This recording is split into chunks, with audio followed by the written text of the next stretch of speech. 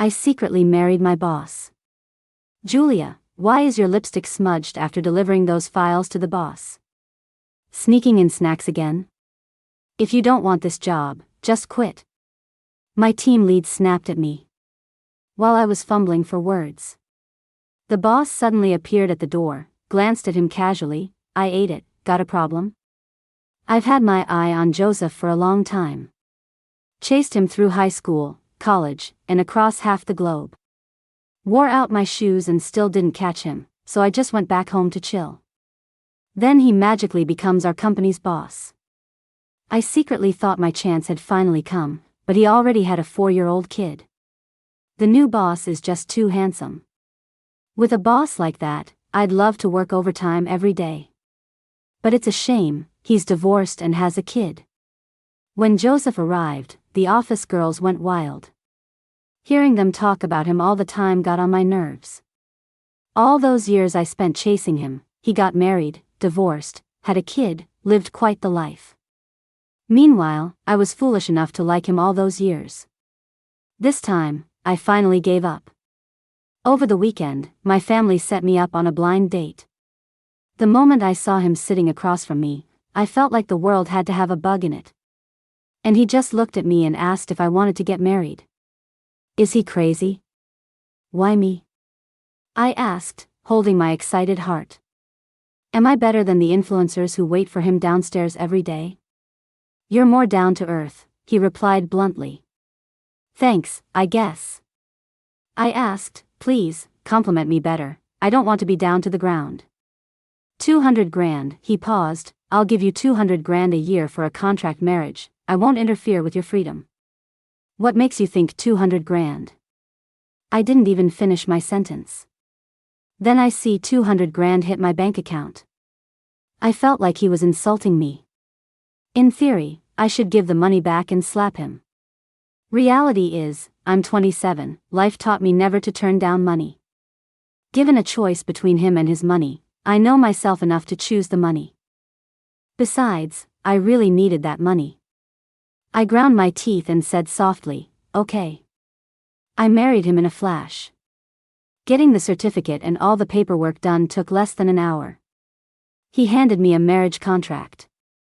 I just needed to pick up his kid from school every day and act like a competent stepmom. But, I had to keep our relationship a secret, especially at work. I got it.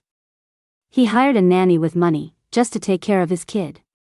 20 grand a year for a nanny job isn't ideal, but getting to see a handsome guy up close makes it bearable for me. The first day of marriage, he flew out for a business trip. East Suburb and West Hill, I got 2 villas, pick one to stay in. God, is he giving me one? I got a bit nervous. Never seen a villa in my whole life. Are the property fees high? I might not afford them. He turned to look at me, for living, not giving. Oh, right. Just living. West Hill, then. I like watching the sunset through the panoramic windows. I put on a serious face. He glanced at me without a word. Doesn't want to give it? Well, East Suburb is fine too, I whispered. Driver up front chuckled. West Hill is just a location name, sunsets at East Suburb too. So embarrassing. I went silent. West Hill then, closer to the company. He said and handed me a key. When will you be back? I tried making small talk to ease the awkwardness. Then regretted it, we're just contractually married. It's clear we're not to mess with each other's freedom. A week later, he replied without any emotion. Seeing me quiet, he sighed, you don't have to wait for me. Understood. He looked at me again as if to say, what do you even understand? Do your part, don't waste time on me, he added. I stood there stunned, a little spark ignited inside me. Thought that sentence was too much. He really thinks a guy like him is some kind of hot commodity, doesn't he? First time picking up the kid from preschool, I was a bit nervous. Paul, your mom's here. The teacher said to me, checking me out. A little boy with a Transformers backpack stood before me, looked up and said, she's not my mom. Awkward. I reached to hold his hand, he pulled away. Maybe he's not used to it, I forced a smile. I know, Paul looks just like you, how could he not be? The teacher joked. Just like me? I started sweating. You're lying. Paul has a mommy, you said he doesn't. A little girl tugged a chubby boy, pointing at us. Chubby boy glanced at me then quickly looked down blushing. My mom said she's his stepmom. I paused for a second, looking down at Paul. His little face was tight, head hung low, walking forward. In the car, Paul, hot. Need the AC lower? I tried to be nice. I hate you, he said flatly, blocking me off. All right then. As soon as we got out of the car, Paul hit the supermarket, buying toys, snacks, a cart full, more than what others buy in a whole semester. Driver said he's always been like that. I sighed, not my kid, not my business. In the evening, Joseph wasn't home. I called to report about picking up his kid. Why is he upset? After I finished, he suddenly asked. I don't know, maybe it's because his teacher said he looks like me, and he thinks I'm ugly. Anyway, every time I looked in the rearview mirror, I'd notice his son staring, or rather glaring, at me. Not ugly. Joseph was silent for a while on the phone, just ignore him. Not ugly? My heart fluttered a bit. The first pickup was a fail. And the subsequent ones too. But I kept my cool, smiled through whatever Paul said, and just did my job. Why argue with a kid? Over the weekend, coworker Lisa invited me to the mall. I was thinking of getting my mom some loose-fitting t-shirts. It'd be convenient for changing when she's at the hospital. In the mall's underground parking lot, right in front of the elevator, there was a black Bentley parked. The only reason I noticed was because Joseph has one too. And the next second, there he was. The window was half down, and through it, I saw a girl inside. At that moment, I felt something I couldn't quite put my finger on. Lisa saw them too. She nudged my elbow and whispered, "It's the boss." So, we both started watching them blatantly. Anything else you want? Joseph's voice was rough and cool, his eyes dark as ink. I don't want a bag or a necklace, I want you.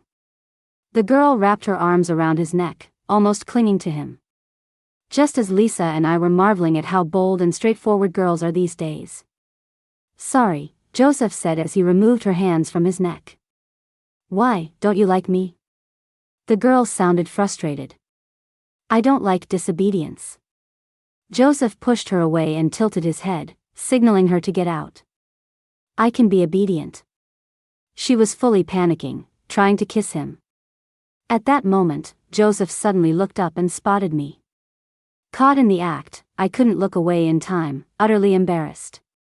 He stared at me for several seconds, his expression hard to read. Delete my contact, he said, turning back to the persistent girl, his face suddenly cold. Don't be stupid. The girl couldn't take it, grabbed her bag, and got out crying.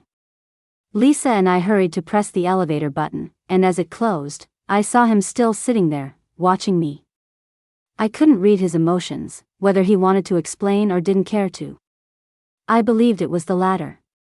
Julia, just now, was that the TikTok influencer with 1 million followers in the boss's car?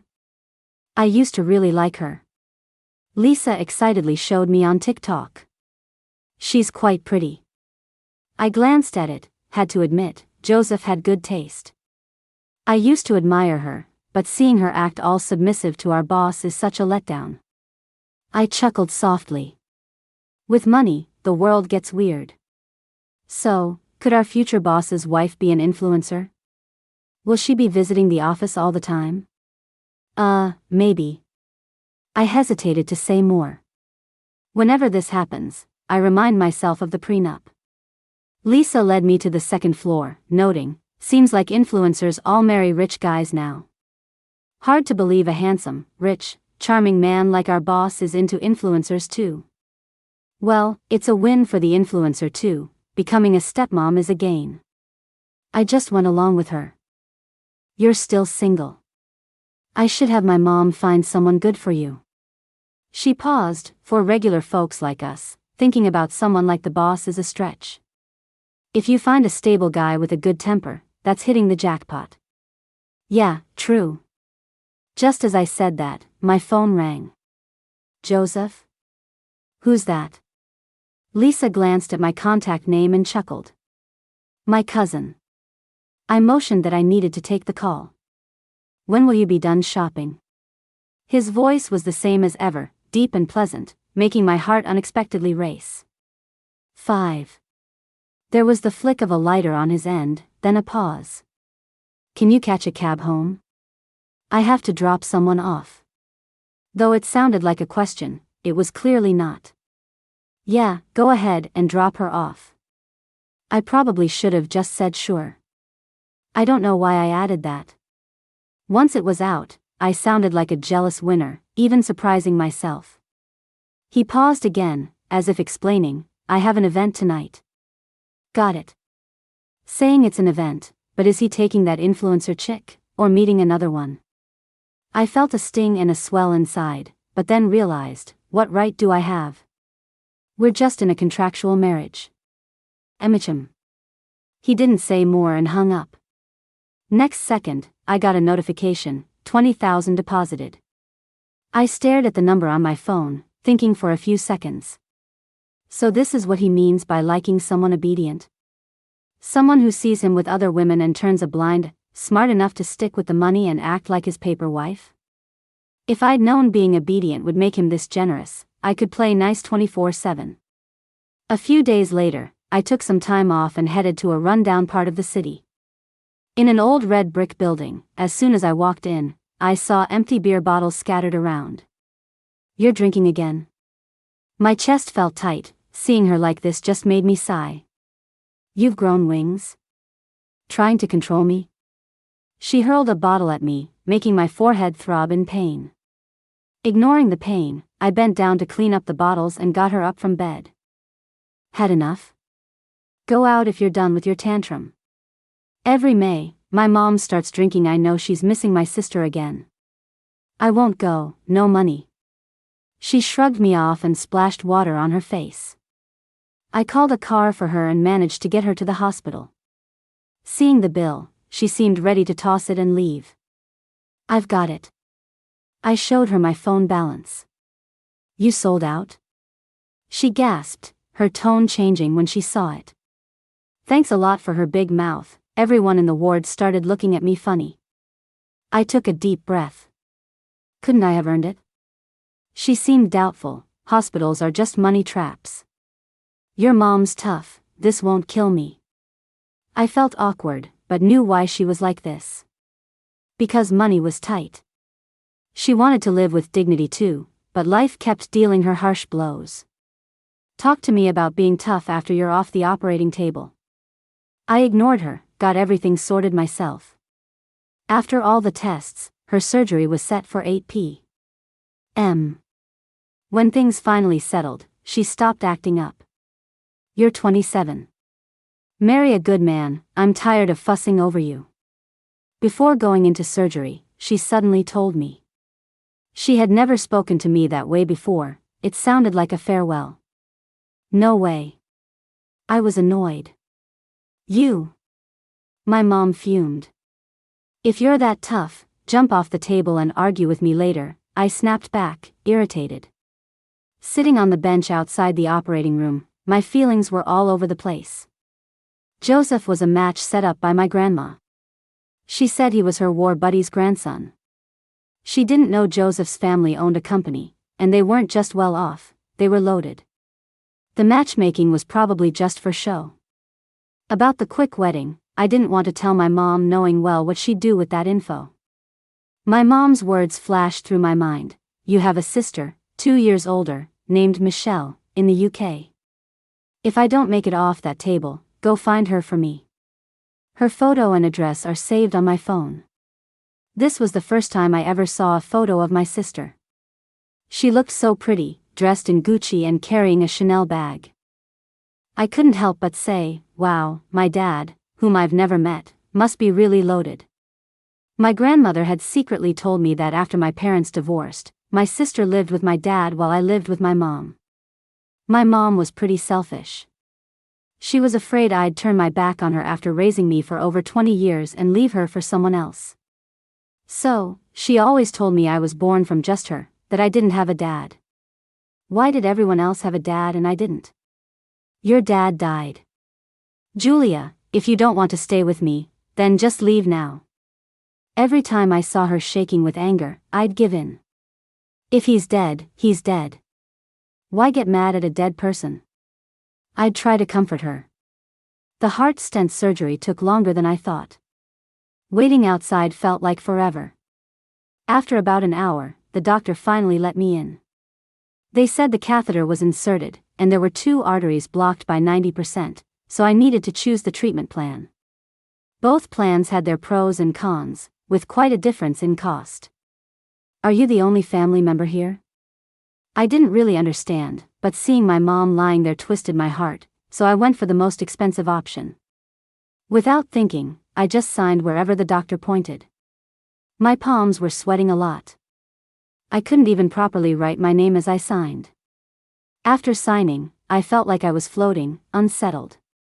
This was the first major decision I'd ever made. I always thought I was independent enough not to need anyone. But while signing off on my mom's surgery, I realized how terrifying loneliness was. It could easily eat away at my strength, leaving me completely helpless. What if she really died? I didn't dare to think about it. She really had a terrible temper. She smoked, drank, gambled, did all of it. When she got mad, she'd hit me, yell at me, and tell me to get lost. Where would I even go?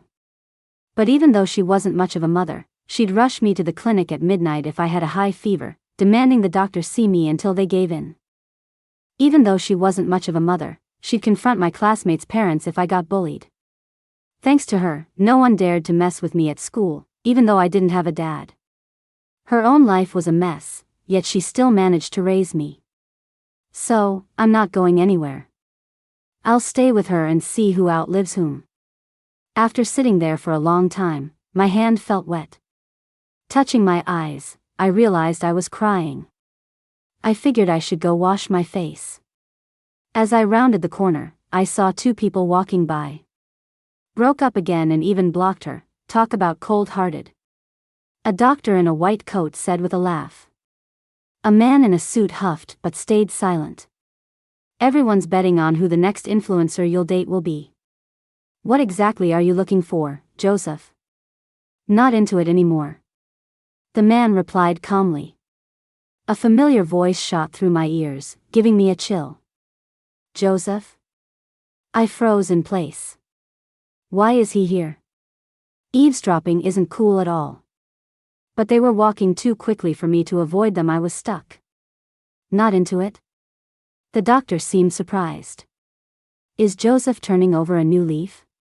Joseph didn't respond but smiled and said, the old man set me up with someone. A date? The doctor got even more excited. Are you going on a blind date? Before I could hear the answer, Joseph was standing right in front of me. I stood there, looking up at him, getting caught in his gaze. My limbs didn't know what to do. The doctor noticed our awkward eye contact and paused. Friend of yours? He asked. Boss, I exclaimed before Joseph could answer. Your employee. Joseph simply looked at me, then passed me to the end of the hallway where the surgery room was. What are you doing here? I'm here for someone's surgery. I instinctively didn't want to reveal it was my mom. He glanced at the intervention room door behind me, frowning slightly. You're here alone? That's when I remembered I needed to use the bathroom and return quickly. I gotta go over there, heading out now. I made a quick escape to the restroom. The doctor started chatting with him again as if the little scene with me never happened. There's a reunion tonight. You gotta cover for me. I can't drink much, I've got work tomorrow. I didn't catch what else they talked about. Coming out of the restroom, the hallway was empty, so I went back to wait by the surgery room.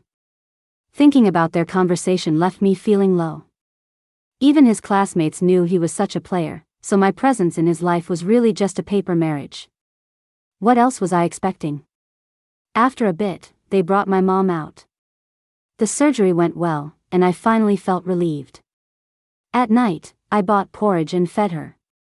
She was in pain, so she didn't scold me much. Seeing her asleep, I hired a nurse because I had to go to work and couldn't stay at the hospital. While swiping my card, I thought of Joseph again. Thanks to him, I could confidently use my card. I chuckled bitterly. Just as I was about to take the elevator down, my phone rang. Heading home? It was Joseph. I didn't understand why he was asking. Was he still at the hospital? Yeah, I'm about to leave the hospital. Head to basement level 2. Basement level 2? Without thinking much, I went there. Stepping out of the elevator, I immediately saw his black Bentley. He rolled down the window, motioning me to get in. With no choice, I reluctantly opened the back door. Sit in the front. Just 3 simple words, but commanding. Okay, I slid into the front seat nervously. Usually, we drove to work together, with me in the back seat. I'd get off a block away from the office. This was the first time I sat in the front with him driving. He turned slightly, checked I was buckled in, then started driving toward the villa. Weren't you going to a reunion?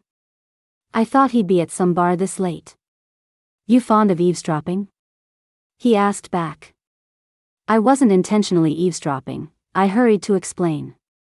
He didn't say anything, just glanced at me. Looking at him, his long fingers drummed lightly on the steering wheel, his expression unreadable. Reunions are boring. He said simply, as if explaining. Oh, I didn't know what else to say. How's the person's surgery? He asked. Do you need me to say hi? I know some leaders in their department. No need. I quickly cut him off. I didn't want him to find out that was my mom, and I definitely didn't want my mom to know about the crazy stuff I was doing. He glanced at me but didn't say anything else. At work, I pretty much never talked to him. At home? He's rarely around, or when he gets back, I'm already asleep. I sleep in the guest room, and by the end of the day, we barely say a word to each other. Julia, did you study here before? He suddenly asked. Yeah, I replied honestly. I secretly hoped because he went to this school too. That's quite a coincidence, he said, raising an eyebrow. So, we're schoolmates. Yeah, it is, I mumbled back. Inside, I felt a bit down. He had no idea I got into this school because of him. But by the time I did, he had already left for college. So, did we meet before? When he asked, my heart skipped a beat. Did he remember me? Seeing me not respond, he turned to look at me and smiled, probably not. I was only here for a year, just senior year.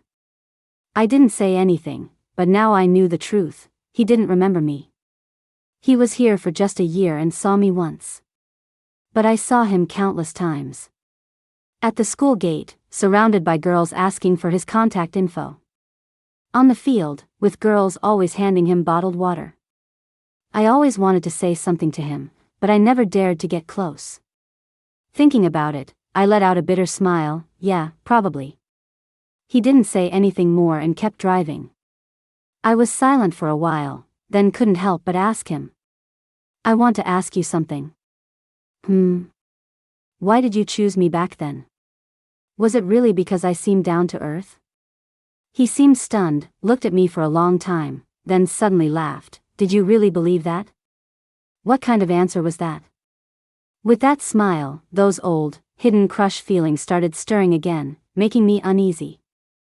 The next day, I couldn't stand the torture anymore. I wanted to ask him what he meant last night, but he was already gone on another business trip. I ended up going to work with dark circles under my eyes. The team leader dumped a pile of papers on me and told me to have them sorted by the end of the day. I sat in front of the computer typing and organizing, so busy that I didn't even have time for lunch. After work, I still had to pick up Paul. The first was starving, so I grabbed a random bread from the street and scarfed it down. Rushing and hurrying, I was already late when I went to pick up Paul. 10 minutes late, to make it up to him, I bought several toys from a toy store while passing by. Paul was standing at the school gate with a sullen face. When I got him into the car, I gave him the toys, trying to cheer him up. That's when Joseph's call came through. Did you pick him up? I'll be back in 2 days. Then he hesitated and asked, do you want a purse? A purse? It took me a second to catch on. I was just about to refuse when a toy was thrown at me, hitting my eye so hard I couldn't open it. Holding my eye, I winced in pain, took a few seconds, and tried to stay calm. We'll talk about it later. Paul is upset. I hung up right after. What's your deal? My eye hurt from the toy he threw, and I was getting a bit angry. Without you, my mom would come back. The little guy was glaring at me with his big round eyes, face flushed with emotion. I thought for a few seconds. Was he upset that his dad called me? Usually, I let things slide with him, as long as he isn't causing trouble. Being a stepmom ain't easy. But today, I realized this can't continue. I lowered my voice, trying to make him understand. Paul, this is grown-up stuff, you're still little, okay? I didn't know where his mom went or if she'd come back. But Joseph was this close to making me his kid's stepmother, so clearly, he wasn't planning on reconciling. I know everything. Don't lie to kids. You're a bad person. You took my dad away. How did I take him? Even without me, your mom isn't coming back. I told him straight up. He just stared at me, lips trembling in anger. The next second, tears welled up and rolled down. Seeing him cry, I felt a pang of guilt. He's still young, I shouldn't hurt his feelings. I was about to go comfort him when he shoved me away, rummaged in his backpack, and showed me something. Look, this is my mom. She'll come back for me. He was determined to make me see, proving his point. Seeing that made my heart ache. But when I recognized the person in the photo, my mind went blank. Because staring back at me was my sister, Michael. I opened my mouth, trying to speak, but no sound came out. I could feel cold sweat rolling down my back. Is this your mom? I asked, not believing my own eyes. Yes, my mom is 100 times prettier than you. He proudly showed off the picture. I couldn't muster the energy to argue. I couldn't wrap my head around how he could be my sister's child. And I was even more baffled to realize Joseph's ex-wife was my sister. I wanted answers, but my mind was totally blank. I felt like my soul had been sucked out. When we got home, Paul seemed to cool off a bit. The nanny took him to wash up, and I lay in my room, still in shock. I thought about so much. Like how Grandma said my sister went to live in the States with our dad. Or how, before she entered surgery, my mom was worried about the sister I'd never met. Or how the first time Joseph saw me, he directly asked if I wanted to get married. Even the preschool teachers commented on how Paul looks like me. But it's not that he looks like me, I look like my sister. I even wondered if every time Joseph spoke softly to me, was it for me or for my sister? And I pondered if my mom, half drunk and tearful, saying she missed me, was actually missing her. And what about me? Do I even matter? Am I just an accident, someone's temporary stand-in, or a shadow? The world felt surreal. When Joseph texted me that night, I had a lot on my mind. Is Paul asleep? Was everything all right earlier? He just threw a little tantrum. Our conversations at night were always just like this, about the kid.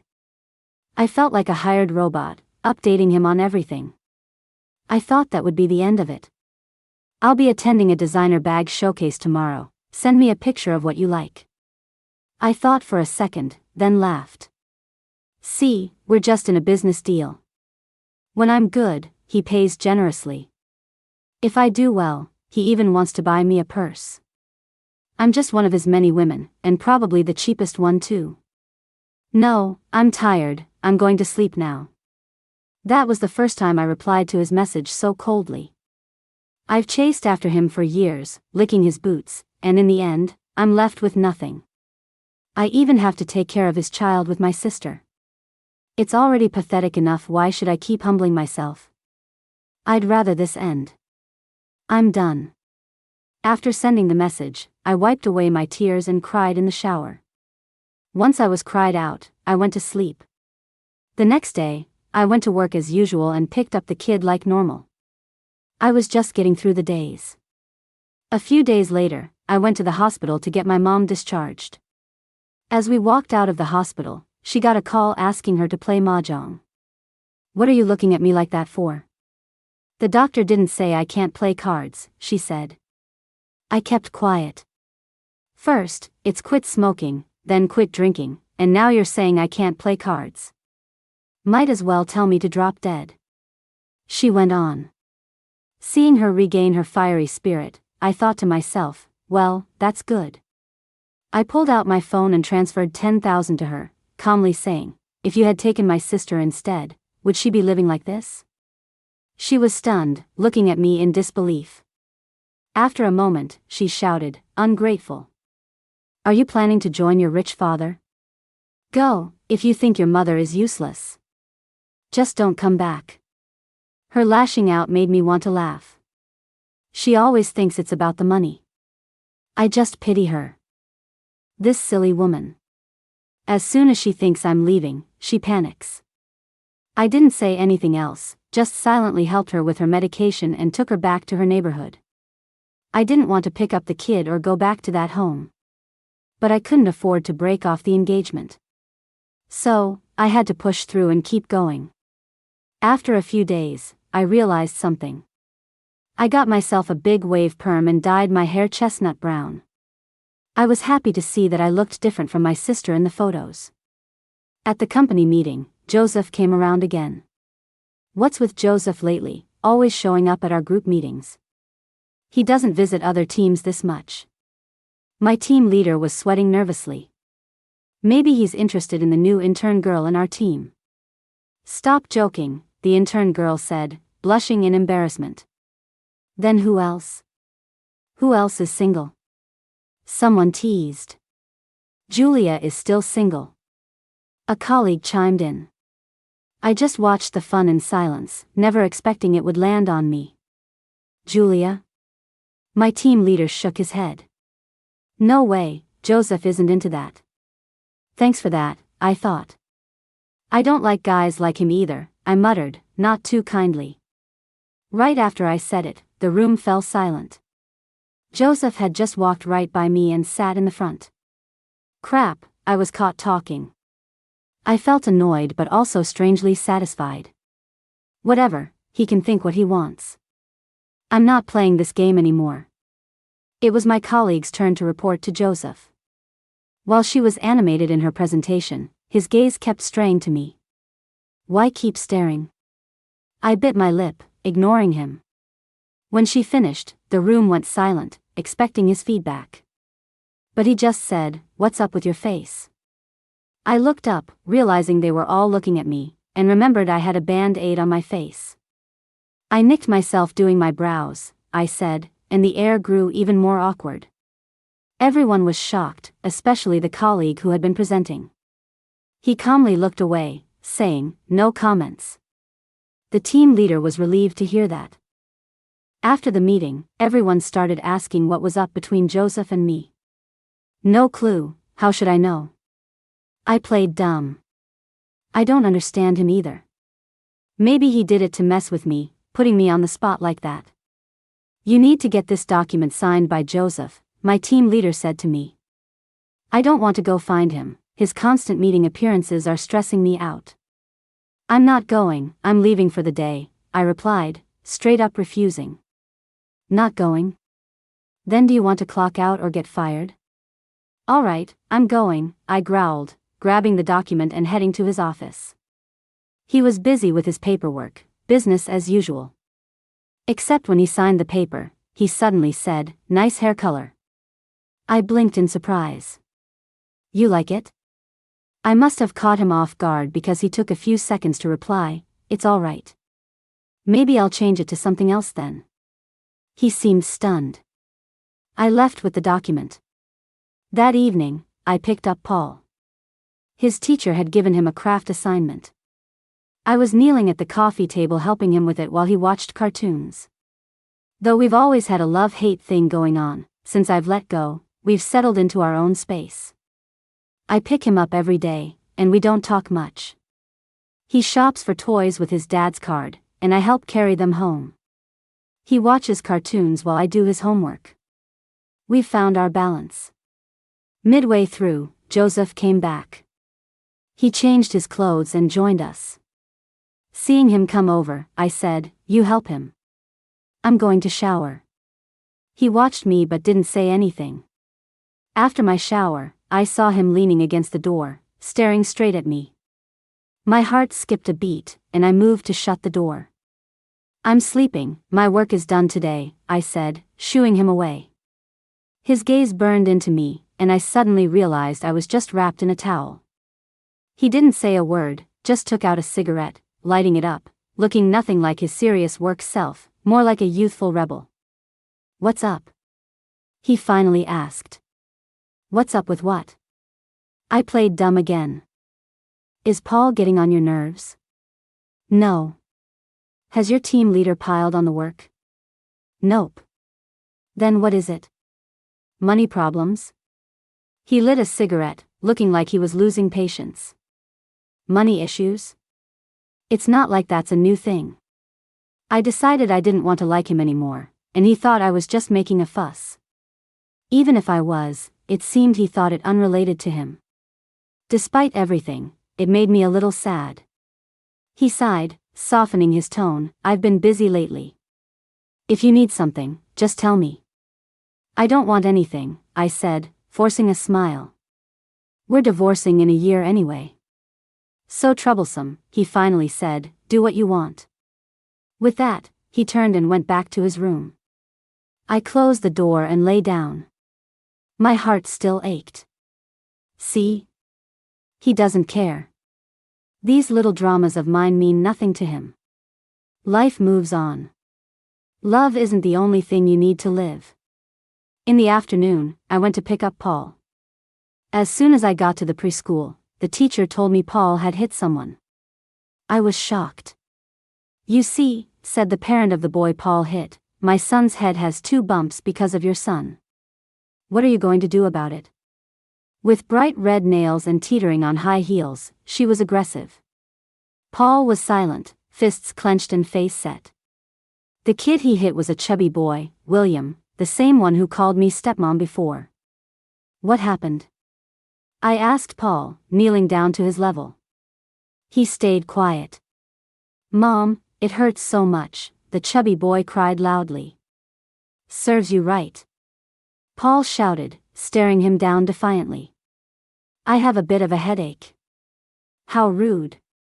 "Cursing at people, weren't you taught any manners by your parents?" William's mom raised her hand, about to hit him. I reflexively looked over at Paul. He was clearly upset by those words, his little face flushed and tears welling up, but he wouldn't cry. "What's with the way you're talking?" I stepped in front of Paul protectively. "What do you want?" "Your kid hit someone, and you've still got the nerve to argue?" William's mom seemed ready to fight me. "Let's talk it over calmly, not in front of the kids."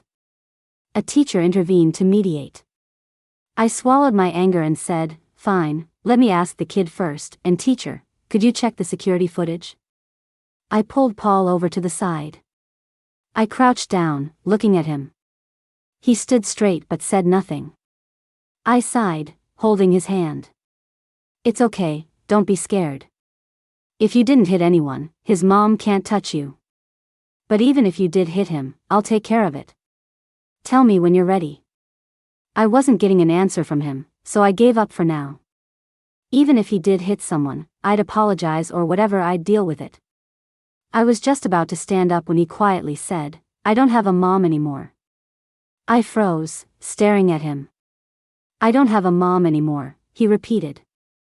And then, just like that, tears started rolling down his cheeks. That hit me hard. I didn't know how to react for a moment. After a second, I swallowed my emotions and took his hand. "Why do you think that?" Your mom's just busy right now. She's gone, he said, trying to hold back tears but failing. Gone? His words hit me deeply, suddenly bringing back my own childhood memories. When I was little, every time I asked my mom where my dad was, she'd say he was gone. And she had a bad temper. If I asked too many times, she'd hit me. I stopped asking after that, just cried alone under the covers. Thinking about that made me tear up. I hugged his small figure tightly. Who told you that?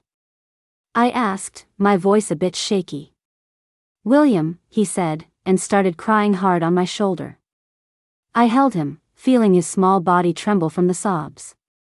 No matter how stubborn he was still just a kid. He lied to you, I comforted him. Then another thought came to me, and I asked, is that why you hit him? Because he says stuff like that?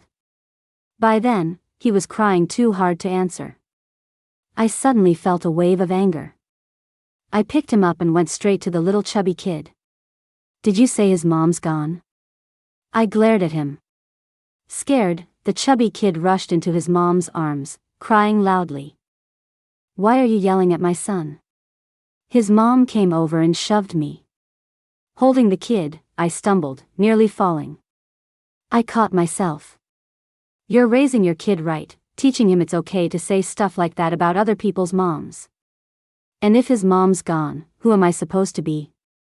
Just because I'm not around doesn't mean I'm not involved. You want an apology? Forget it. You're lucky I'm not charging you for emotional distress. William's mom glanced between her kid and me, looking embarrassed. What are you saying? She lunged at me. I put Paul in the teacher's arms just before her hand connected with my face and grabbed her wrist in return. She got more furious and tried to pull my hair with her other hand. I rolled up my sleeves and fought back. The battle was so intense, the teachers couldn't separate us. So, half an hour later, we were in the principal's office. Joseph sat across from me, his eyes dark and unreadable. The teacher was explaining everything, but he kept his eyes on me. Why are you looking at me like that? I tilted my head defiantly. Apologizing? Not in this lifetime. Once the teacher finished, Joseph calmly spoke up. Get the security footage, witness statements, whatever's needed. If we owe compensation, we'll pay double. But if anyone at school bullies Paul or my family, we'll take it all the way to court. No compromises. We watched the footage and it showed Paul hadn't hit anyone. It was William who tried to push him, and he ended up falling himself. Her nails were painted bright red when she saw this, her face turned white. Kids will be kids, it's not a big deal, no need for court, right, teacher? The teacher mediated, and William and his mom ended up apologizing. Back home, I was still sulking in my room when I heard a knock on the door. I opened it to see Joseph there, blushing with embarrassment. I quickly closed the door. How embarrassing. My hair was a mess, my shirt askew, and my neck and face were scratched from earlier. Open up, he said in a deep voice. Not a good time, I'm going to bed. I didn't want him to see me like this, even though he'd already seen the worst in me that afternoon. I was sure he was disappointed in me. So tough when there's a fight, but hiding now? He sighed and lowered his voice. Open the door, let me see. With no choice, I opened the door and quickly turned away, heading for my bed in defeat.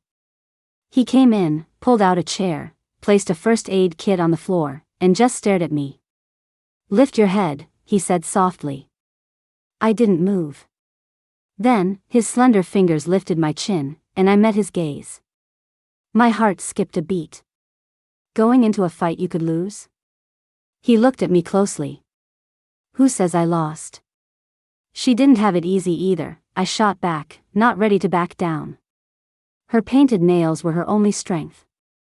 He looked at me, his serious face breaking into a small smile. He must be laughing at me, I was fuming inside, wringing my hand. But then he opened the kit and gently started cleaning and dressing my wounds. His touch was so gentle, and his breath so close, I felt awkward and leaned back to create some distance. Does it hurt? He paused his movements. No. Then why are you moving away? He pulled me closer in a single move. I held my breath, not daring to move. It was like he'd cast a spell on me. Whatever he said, I just listened. Where else did you get hurt? He asked, having finished treating my hand and face. Here. I pulled my shirt aside from my shoulder, pointing. He froze. Noticing his gaze shift, I quickly pulled my clothes back up, my face turning crimson. I was wearing a tank top underneath my shirt, so it wasn't showing too much, but still. Let me do it myself, I said, cheeks still flushed. Turn around. No excuses, we're married. You'll have to get used to it. I felt the cool touch on my back, and any embarrassment melted away. It's not that I'm shy, I'm not shy. I'm nothing. He applied the ointment gently, then suddenly stopped, and I wondered what was on his mind. I was about to ask him why when I suddenly remembered my back tattoo. Oh no. What's tattooed there? Just, some flowers and stuff. My heart raced. Locust flowers? I felt utterly exposed. Why are you doing this? I guess I liked it when I was younger. I liked him when I was younger. It's pretty nice. After a short while, a cold sensation slid around the outline of the petals, giving me goosebumps all over. He pulled his hand back, didn't say a word, just quietly finished applying the medication and helped me with my clothes. I wasn't sure what he was thinking. Suddenly, he pinched my fingers. They're pretty slender. He stared at my ring finger and measured it with his own. I got scared and pulled my hand back quickly. Hey, I'm tired, I need to sleep. I was inexplicably afraid he'd do something again out of the blue. With all the fighting and tattoos, he looked at me and suddenly laughed. I underestimated you. What? Did he discover I'm not the goody two-shoes he thought, and now he regrets it? I'll come by again tomorrow night. Come by tomorrow night? I didn't get what he meant by that. He didn't elaborate, just picked up his medical kit and left.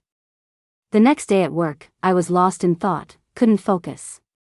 I kept thinking about what he said and did last night, and I was getting shaky. Crushes are like that. You swear you're going to say goodbye, that you'll never like him again. But then, he shows the slightest bit of kindness, says something that could be misinterpreted, and I start overthinking again. I thought about the locust tree flower tattoo on my back, and then about that boy. Back when I was in elementary school, I went to a mahjong place to find my mom after school one day. I waited late, but my mom refused to leave, so I took the keys and went home alone. One of her poker pals ended up following me to an alley. The guy tried to get handsy with me, and I was scared to death, bit him, and ran. When I got to the alley entrance, there was a group of students. I shouted. Only one person stopped. I ran over to him and dove into his arms. He didn't push me away. I met a bad guy, I cried and begged him to help me. He shielded me behind him and gently said, "Don't be afraid, I'm here." That guy saw someone there and slipped away down the alley. He walked me back to the slum area. Are you alone at home? Where are your parents? He glanced into the empty house and frowned. My mom hasn't come back yet from mahjong. I still hadn't calmed down, my whole body was trembling. He didn't say anything, just patted my shoulder. Don't be afraid, I'll wait outside until your mom comes back. He pointed to the locust tree at the door. So he stood there with his phone, waiting under the tree for hours. Whenever I woke from a nightmare and peeked outside, he was there. Moonlight shone on his face, and his shadow under the tree stretched so long. That elongated shadow was like a beam of light in my dark life. That night, my mom finally came back near dawn. When I woke up, he was gone from the locust tree. I found his school badge in the house and learned his name was Joseph. That was when this stubborn dream began. I wanted to get into the same school as him. I stayed in the slum area, avoiding the mischievous kids and studying hard. But when I finally saw his excellent graduate record, he'd already made it into University A. I studied even harder non-stop and got into University A too. But then, he went for his master's and even studied in the UK. He probably won't ever know me this lifetime. I kept that school badge hidden in my diary. But then, he was with my sister and had a kid with her. He'll never know about my hidden love in the dark corners. Thinking about it gives me this bitterness that makes it hard to breathe. I thought about Paul saying his mom died yesterday, and I got a bit panicky. If that's true, my poor mom, how sad she'd be. After thinking for a long time, waiting until after work, I decided to find him and get some clarity. When I got home, it was almost like I hit the jackpot because he was actually there. I knocked on his study. He opened the door. "What's up?" He stood in the doorway, looking puzzled at me. "Did you marry me because I look like someone?" I mustered the courage to get straight to the point. He was stunned for a second, looking confused. "What's going on?" "Hang tight, I'll come to your room." Did he not want to answer because he was guilty? But that question was weighing on my heart. I didn't want to wait anymore. "If you just see me as someone to run errands for you or as a backup, sorry, I can't be that robot you want. Find someone else." I was determined to get an answer. "Explain, what tool, what double?" A voice, aged and husky, came from behind him. A white-haired old man with a cane emerged, startling me. Joseph pressed his hand against his forehead with a sigh and said gently, "My grandfather." "Grandfather?" I was speechless. "Call him Grandpa." He gave me a pointed look. "Grandpa," I said as if I had any other choice. "You didn't even mention getting married. Keeping it from the family, what are you all up to?" Grandpa glared at Joseph. "Been busy," Joseph responded dismissively. "You earned some lousy money, and now you're hiding your wife from this old man?" Grandpa nearly hit him with his cane, but spared him since I was there. "How could we hide it from you? Here you are." Joseph supported his grandfather. "Don't get mad now, you're getting old." I stood there motionless, not daring to move. "What's your name?" Grandpa lowered his voice, smiling at me. Joseph was left speechless by how fast Grandpa switched gears. "Julia," I softly replied. "Julia? You're my battle buddy's granddaughter?" This punk said he wasn't settled down.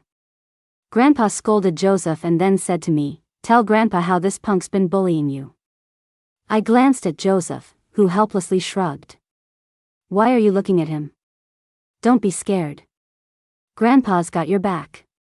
"Stop asking her, you might scare her," Joseph said, dragging his grandpa into his study. "Ask me if you have questions. Let me take a good look first." Grandpa was pulled into the study, the door closing behind him. Just as I was hesitating whether to leave, the door opened again. "Wait for me in the guest room, give me 10 minutes. "You punk, are you quarreling with her? Why tell her to sleep in the guest room?" Grandpa must have overheard again, and I left in a hurry. 10 minutes later, he knocked on my door.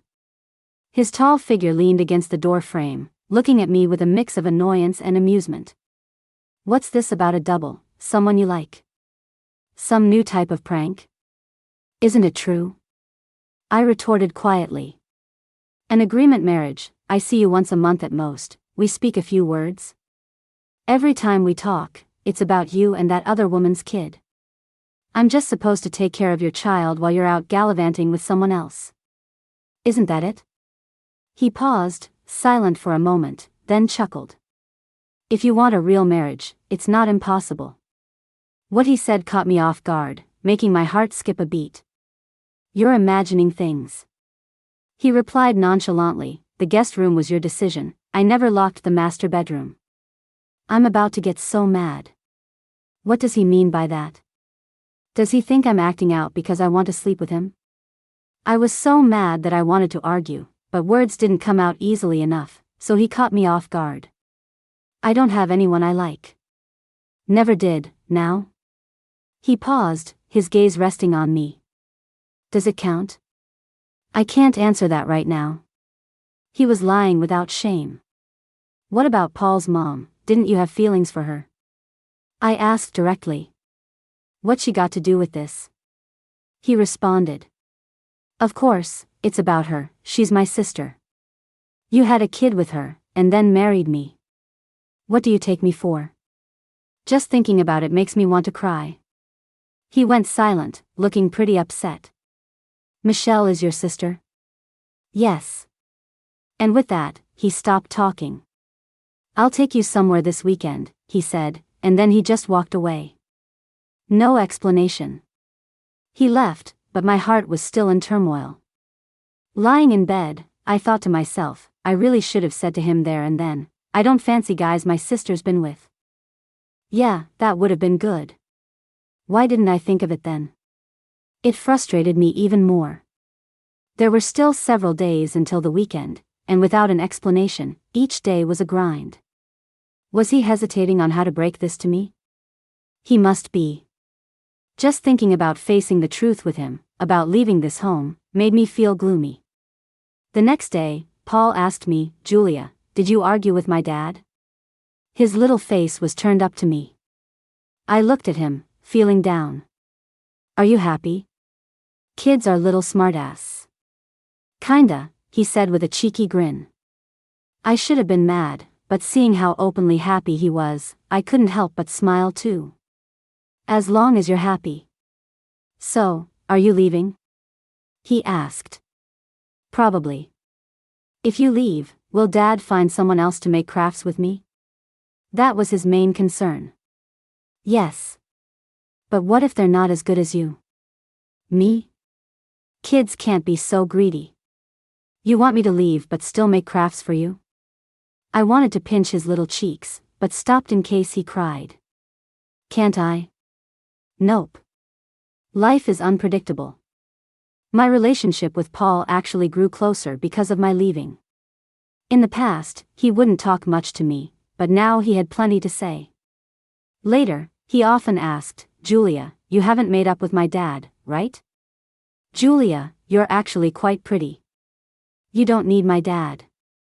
Julia, if you ever miss me, you can also visit me at kindergarten. Julia. Yup, he just keeps calling me by my first name, driving me crazy. Julia, my dad's back. You better get to your room. He quickly got up, pushing me with his little chubby hands. Me? Aren't you in a cold war with my dad? He asked seriously. Does a cold war mean I have to hide? Whoever speaks first loses. I found his serious little face amusing. Where did he learn that? But I really didn't want to see Joseph, so I just went back to my room. In the room, I could hear voices outside. Dad, it's no use going up. Julia won't talk to you. Oh. Did she say something to you? Dad, I heard her on a voice call with another guy. Then silence. I froze for a second. After thinking for a while, I realized it was probably my team leader who called me and Paul overheard, then spun the story. I thought about explaining, but decided against it. In the middle of the night, I was half asleep when someone tugged at my hand. It was Paul. What's the matter? I quickly got up and held him. Julia, maybe you shouldn't leave, he hesitated. In the middle of the night, just in pajamas, come up here, I said, pulling him onto the bed. He snuggled into my arms. Julia, I think my mom isn't coming back. He clung to me and cried again. If you go, no one will back me up in fights anymore. So soft-hearted, I ended up gently stroking his head. All right, I won't go. Go to sleep. The next day on my way to work. Logically, Joseph should have already left by then. But nope, a black Bentley parked right in front of me. Get in, he said, rolling down the window. I stood there, pretending not to hear. He glanced at his watch and lowered his voice. There's 30 minutes to go, and it's hard to catch a cab here. Don't want your team lead to chew you out for being late, right? He won't. I smiled at him. A second later, I hopped into my team lead's car. Julia, next time you're out this late, you're fired, my team lead scolded, glaring at me. Yes, I was almost late, so I had sent a distress signal in the team group chat and my team lead drove a mile to pick me up. Team lead, chill, with you around I'd never be late. I buttered him up, which noticeably improved his mood. At the office, we had our meeting. Joseph came again. What's going on lately? Why so much attention on our team? Looking to promote me, perhaps? My team lead was wearing his worried face. Could it be he's targeting you? A colleague asked. Get lost. My team lead fired up instantly.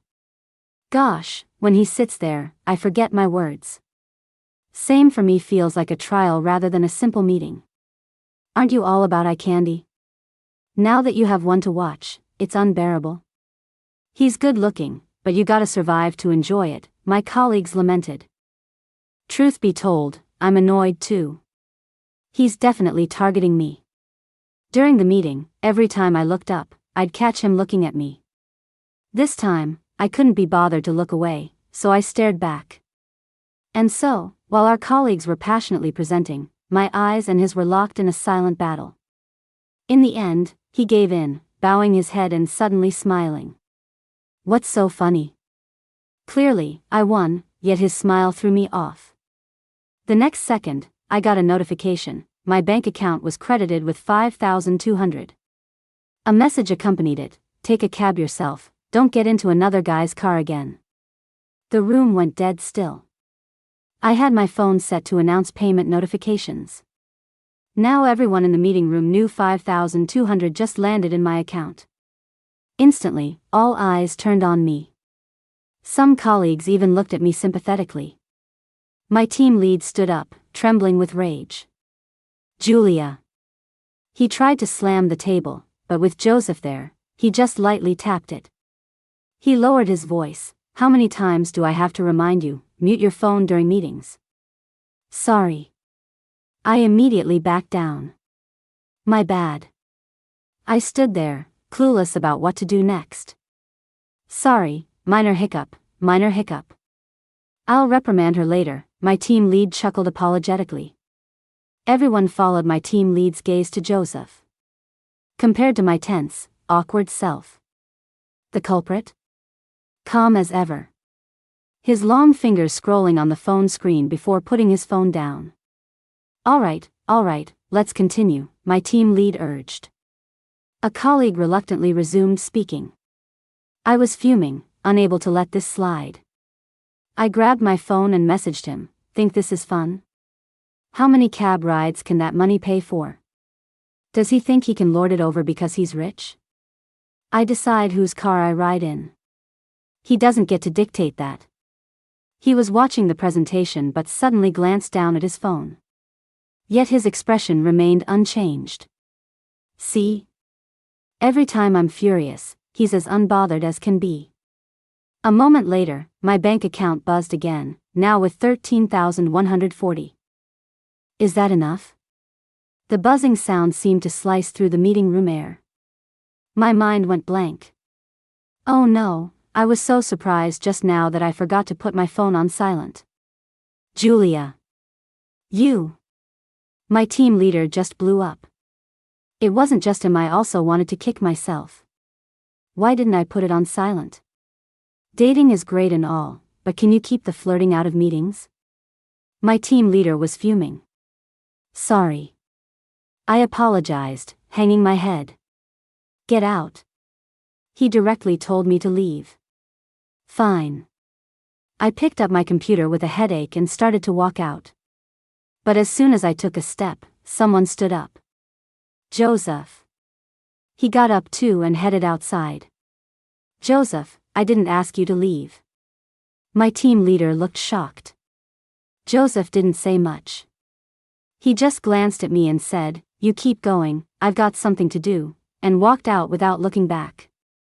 I went back to my desk, feeling a bit annoyed. I didn't know what his game was. I needed an explanation, but he didn't say a word. Ask your team leader for some time off, he said, popping up next to me. For what? I looked up at him.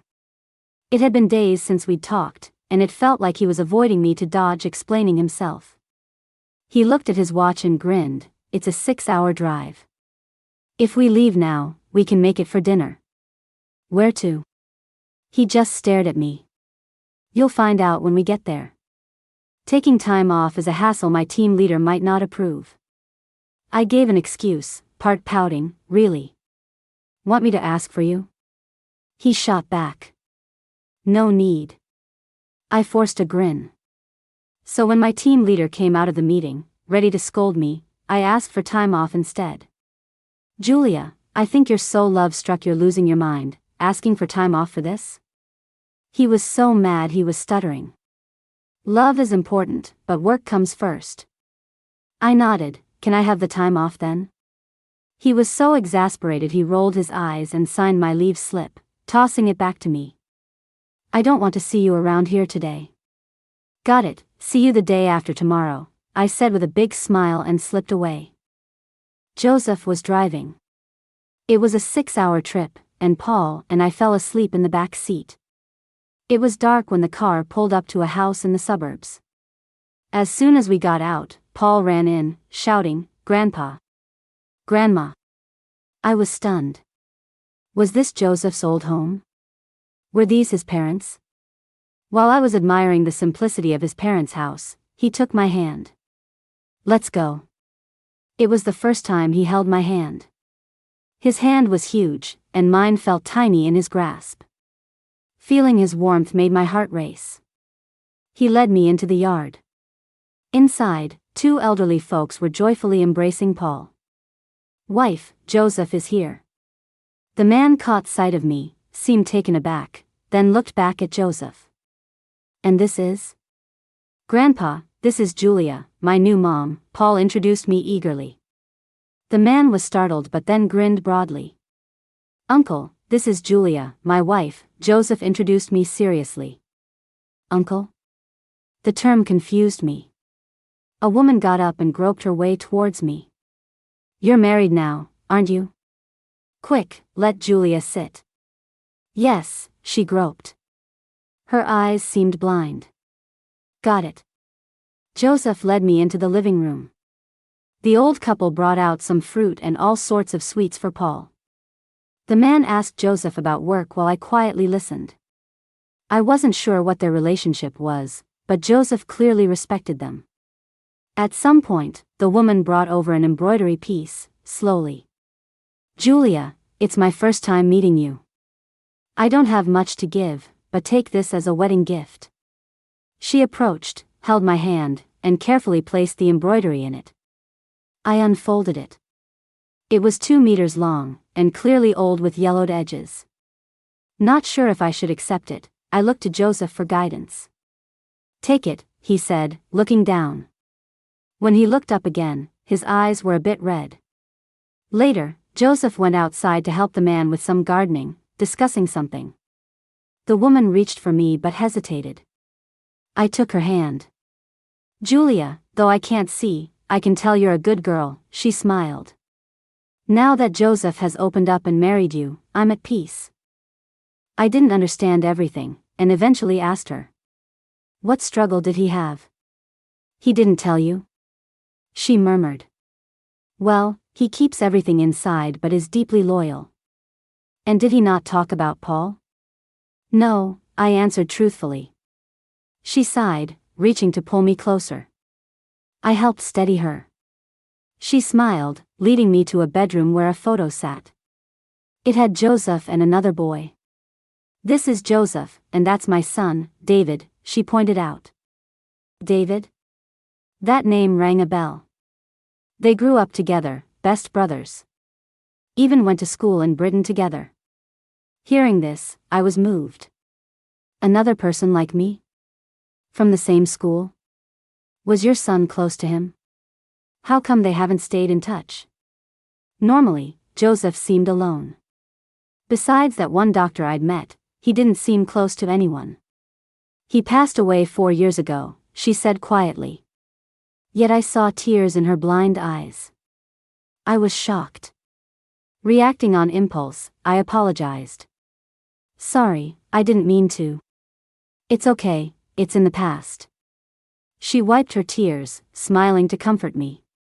It only made me feel worse.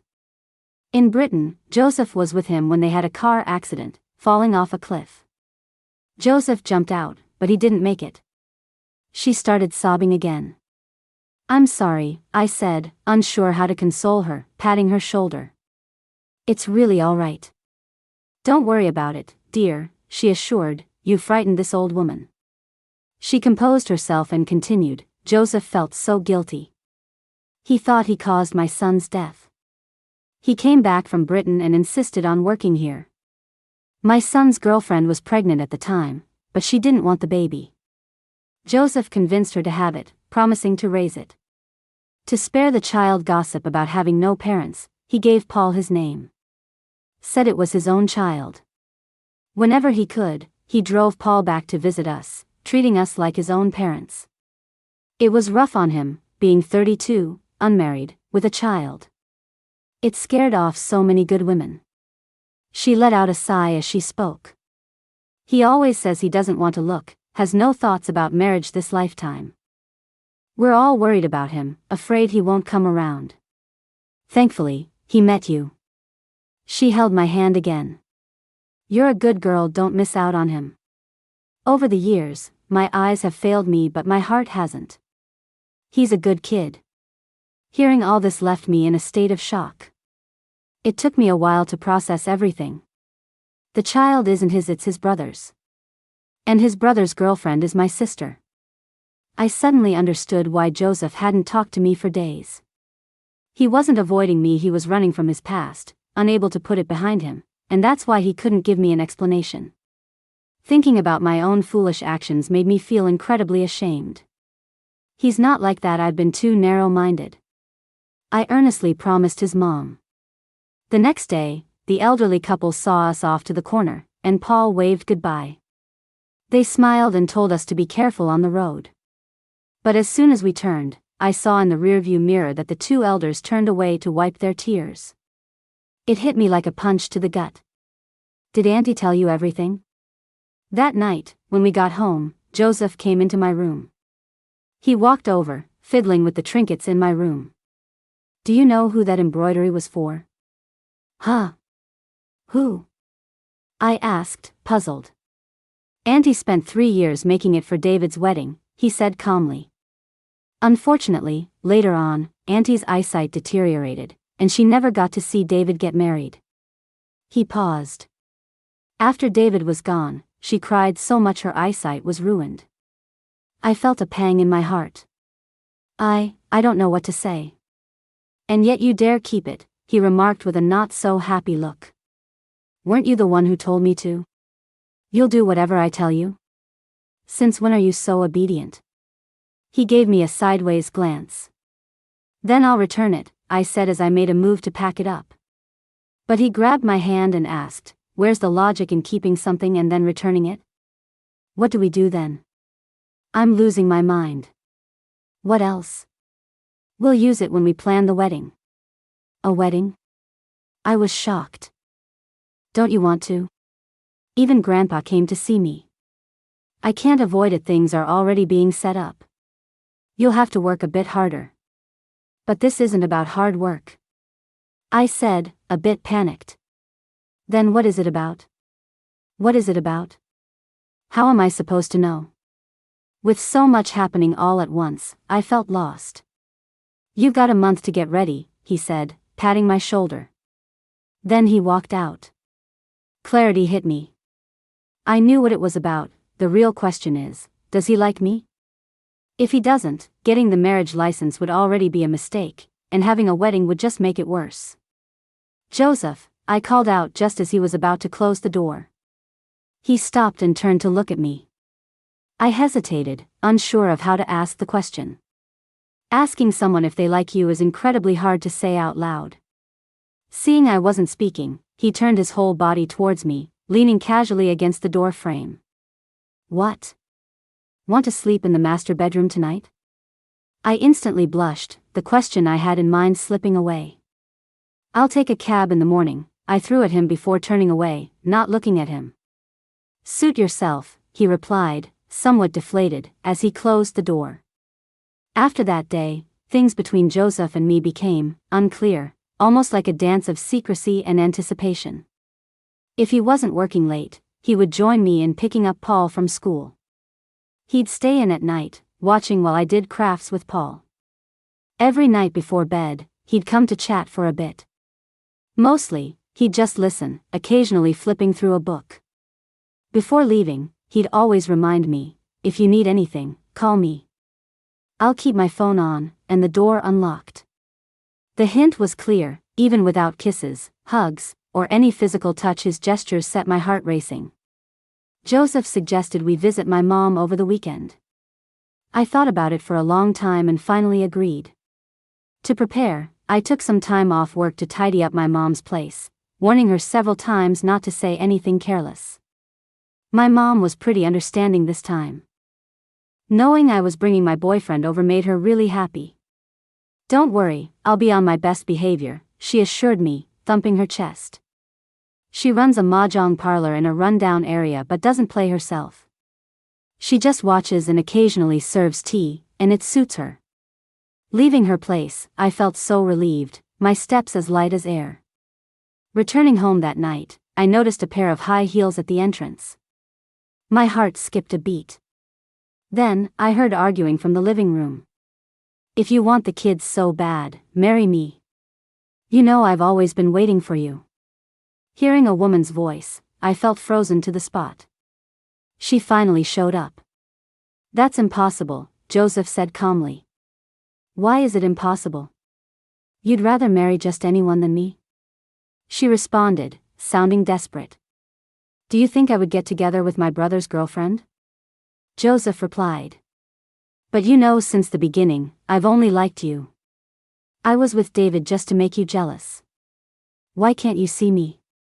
Her voice was full of tears. My heart clenched. I knew who it was my sister. But I never imagined she had feelings for Joseph, let alone having David's child and now threatening Joseph to marry her. I knew Joseph cared a lot about Paul and hated the thought of losing him. I was scared to hear his answer. And then he said, "I don't like you. Never did and never will. And you can't take the child." She laughed through her tears. "You really think a child can live without his mom? Have you thought about what would happen to him without a mother? He'd become sensitive, insecure, maybe go down a destructive path. Could you take responsibility for that?" There was silence from Joseph's side, and my heart ached at the thought of it. I remembered Paul crying to me, saying, "Julia, I don't have a mom anymore. She's gone." His eyes so wounded. Children are innocent. If Paul knew his longed-for mom had returned only to see him as a pawn, how heartbroken he'd be. I changed my shoes and went over. Joseph saw me first. I saw it in his eyes, the helplessness, the unresolved pain, and I felt for him. "Who are you?" Michelle asked, confused. She looked at Joseph, and her confusion turned to jealousy. "Sister," I said calmly. This was the first time I saw her in 27 years. Everything I knew about her came from my grandma. I always imagined if I met her, she'd hug me, call me sis, cry, and say she's missed me all these years, or maybe she'd just treat me like a stranger. I never thought our first meeting would be like this. Life has a funny way of surprising you. I calmly told her she had a mom living in the projects who missed her, and now I'm married to Joseph. She didn't care how mom was doing or living. All she cared about was, "You, living in the projects, have no self-awareness? How can you marry Joseph? I liked him first. What gives you the right to take him from me?" I was stunned. "Who said you liked him before me? You should visit mom, she misses you." I sighed, not wanting to argue anymore. My mom's in England. A slum dweller wants me as a daughter? Ridiculous. Just say you need money. Her snobbish attitude hurt. "I'd rather beg than take a cent from you." I turned away, keeping my tears at bay. I thought about my mom. That silly woman gets tormented every May on my sister's birthday, longing for a daughter who doesn't acknowledge her. It's ironic. "Get out," Joseph said calmly but firmly. "Joseph, you?" I don't want to say it again. Michelle stomped out, crying.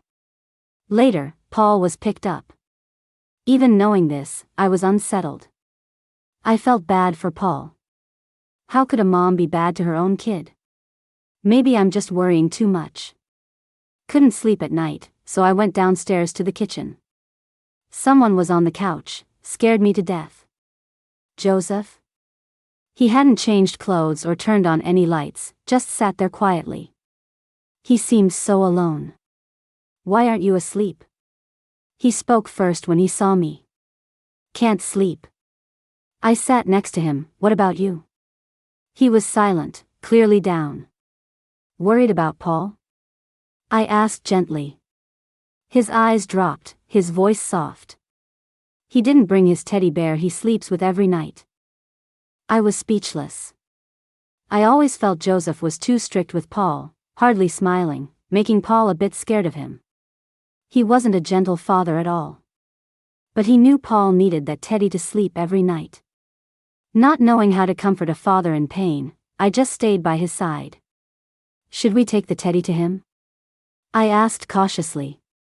He looked at me, then stood up. You go rest. I'm heading out. I'll go with you. He paused for a second, then said, okay. I thought Michelle lived far, but it was actually just an hour's drive. Joseph clearly knew the way. You been here often? I asked. He didn't hide it. After a moment, he said, when Paul gets sick, he cries for his mom, so I bring him here hoping Michelle will see him. And then? She refuses to see him, he said lightly about these past events. I was silent. I remembered when my mom scolded me, she'd always say, Julia, I raised you through thick and thin, do you know how hard it was? You know how you cried at night, your mom didn't sleep for a month, only survived on air. If you dare abandon your mom when you grow up, I'll break your legs. But Joseph? He was a man, unmarried, raising a child alone for 4 years. Each time Paul asked for his mom, the solitude and helplessness he must have felt. This moment, I sincerely felt for this man. Michelle's house was a large villa. I hesitated at the door, but curiosity got the better of me. It was late at night, so all the lights were off. Joseph knocked, and the butler fetched the owner. A middle-aged man in silk pajamas came out, hair graying but looking good. The moment our eyes met, my heart skipped a beat. I suddenly felt nervous like never before. Is this the dad from the rumors? Joseph, come sit. What brings you here? He was warm to Joseph, but his look changed to hostility when he saw me. I brought something for Paul. Is he asleep? Joseph got straight to the point. He fussed for a while, now he's asleep. The man clasped his hands behind his back, hesitating before glancing at me. Michelle's feelings for you, you've known for years. I heard you found someone to marry. He sneered at me, you really don't have standards. I stood there, suddenly drained. Because I lived in the projects, was a single mom, many looked down on me. I've heard it so many times. I thought I was immune. But he is my father. His disdain cut like a knife, trampling on my dignity. James, this is my wife. I don't see a need to continue our company's collaboration. Joseph placed the teddy down, took my hand to leave. Dad's face turned pale. I lifted my head to meet his gaze. I'm Julia. He wasn't interested in knowing who I was. My mom is Becky. I forced a smile and turned to follow Joseph. While turning, I saw the shock in his eyes, and I chuckled to myself. But that laugh turned to tears. In that moment, I knew I was done hoping. Mom was right, my dad's dead to me. Walking out the door, Joseph looked at my tear-streaked face, visibly uncomfortable. He must have wondered why I was crying. Don't cry. He held my hand, looked down at me, his voice flustered. Blame me, I shouldn't have brought you here. He thought I was upset by James's words. Joseph didn't know the only reason he could hurt me was because of his identity. It's not your fault. I turned to hide, maintaining the last shred of dignity before him. "He's my dad." I smiled, trying not to sound too affected. "You won't believe it, it's the first time I've seen him." I wiped my tears. I thought I could hold it in, but Joseph's caring look broke my resolve. He said nothing, just held me close, quietly. "Julia, don't cry." He gently stroked my hair. "Julia, don't cry," he repeated, again and again. And I cried more, unable to stop. I imagined this moment countless times. When Mom hysterically beat and scolded me. When classmates teased me for not having a father. When I worried about Mom's health and couldn't afford her treatment. I always dreamed my dad would walk up, hug me, and say, "Julia, don't cry." Then take me, facing all challenges together. In Mom's presence, I never dared to express my longing for Dad but always saw him as my distant savior at night. Yet life is harsher than imagined. On the way back, I stayed silent. Joseph didn't push. Maybe he wanted to leave me some dignity. In the days afterward, Joseph was very kind. Waiting for me going to and from work.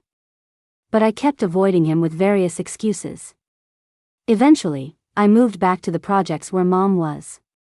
Finally decided to keep Mom company. My mom is pretty happy with me. When I'm not at work, I'm at her mahjong spot helping out. But after a few days, she noticed something was up. "Did you and your boyfriend have a fight? You said Joseph was visiting this weekend, right?" she asked. "Not getting married," I mumbled, too down to talk much. "Not getting married? What are you doing?" My mom got so mad she was ready to smack me. One minute she's calling me a good daughter, the next, she's tossing my stuff out the door. "Mom." I found myself locked outside. "Get lost if you're gonna be here making trouble," she snapped. What am I supposed to do? I felt tears welling up. "Go to your boyfriend's, figure out your fight. What are you hiding here for? This ain't no dumpster." I said I'm not getting married. I don't deserve it. I don't want him pitying me. I sat by the door, bawling. My mom yanked open the door, yelling, "Who dares pity you? I raised you right. You've got a job. Who's got the nerve to look down on you? I'll take them out." I blinked, stunned. "Then go take it out on Dad," I said quietly. Her face froze for a second. After a long pause, she asked, "You spoke to him?" "Yes," I admitted, looking up. "But he thinks I'm trash." She stood there, shocked. "That bastard." She cursed, storming off in her slippers. I stumbled back to my room, dazed. Mom came home late that night. She yanked open my door and kicked the chair beside me. "Stop crying." I scratched that sorry fool's face up. "He talks smack about you again, I'll rip his mouth apart." I stared at her messy hair and bruised eye, horrified. "You went to fight him?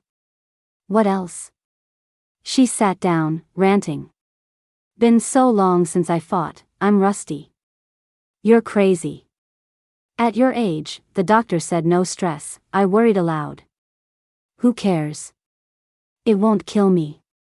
If he bullies you, I'll crawl out of my grave to beat him half to death." I fell silent, gently touching her bruise. "Does it hurt?" "It's nothing." She brushed my hand away. We sat quietly. After a while, Mom spoke.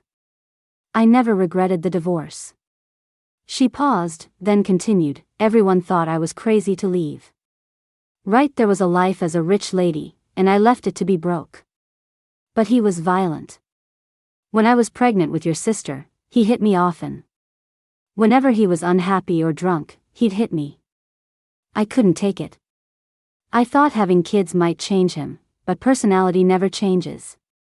I endured for 2 years. Once you were born, I'd had enough. I asked for a divorce. I wasn't afraid to fight. I could take him on forever, I'm not one to give up. But with kids, your sister would cry her heart out. I had to think of her.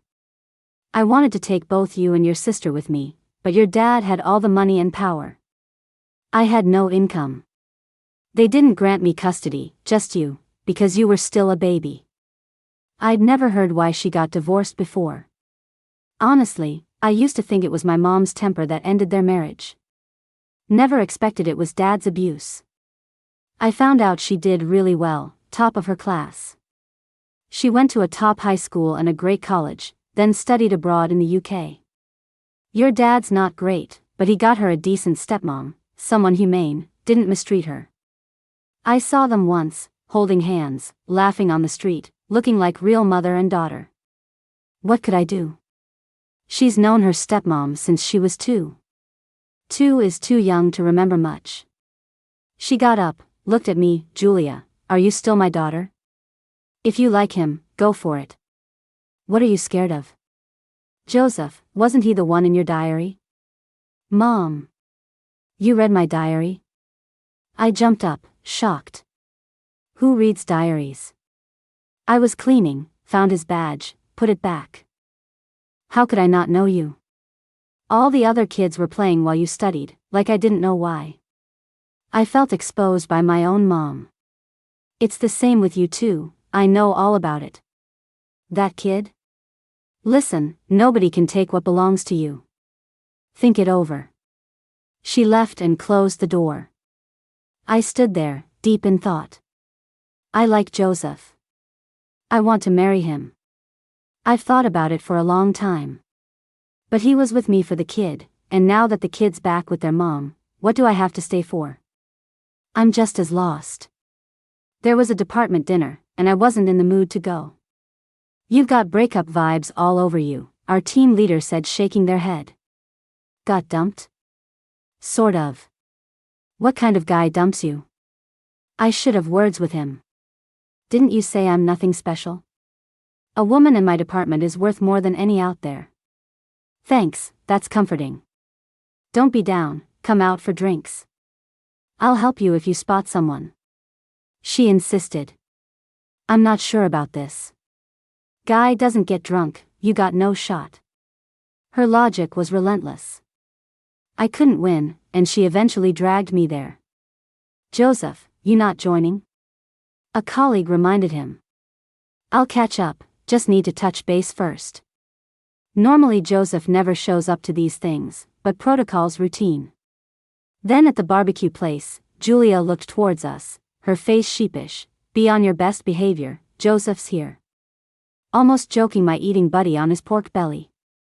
Surprised, I kept my head down, not daring to look. Joseph, your seat's here, Julia gestured, wiping the top seat for him. I'll just sit here, came his deep voice above me, his polished shoes beside mine. A knot formed in my stomach. Is it okay? He softened, asking me. What can I say? I just moved the bag off the chair. Sure thing.